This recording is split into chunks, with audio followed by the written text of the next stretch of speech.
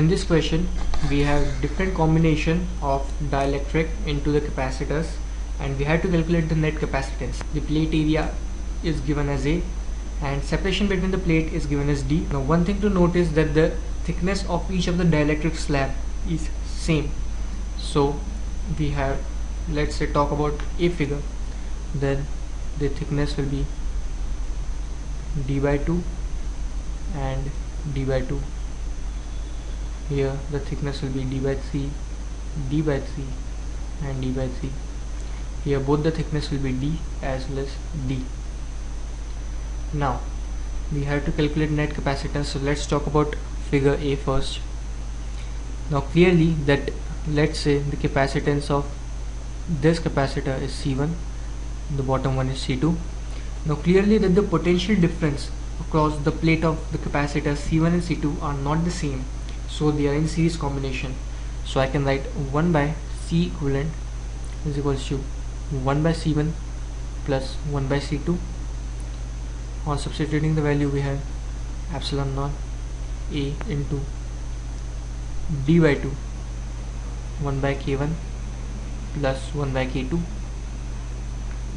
So C equivalent comes out to be epsilon naught A 2 times by D into K1 K2 divided by K1 plus K2. Now in B figure, the same concept is used. Let the capacitors be C1, C2, C3. So C equivalent will be 1 by C1 plus 1 by C2 plus 1 by C3. Now again on substituting the value, we have D by 3 epsilon naught A 1 by K1 plus 1 by K2 plus 1 by K3. So C equivalent comes out to be 3 times of epsilon naught A divided by D, that is K1, K2, K3 divided by K1, K2 plus K2, K3 plus K1, K3. In C part, let the capacitor, this be C1, this be C2.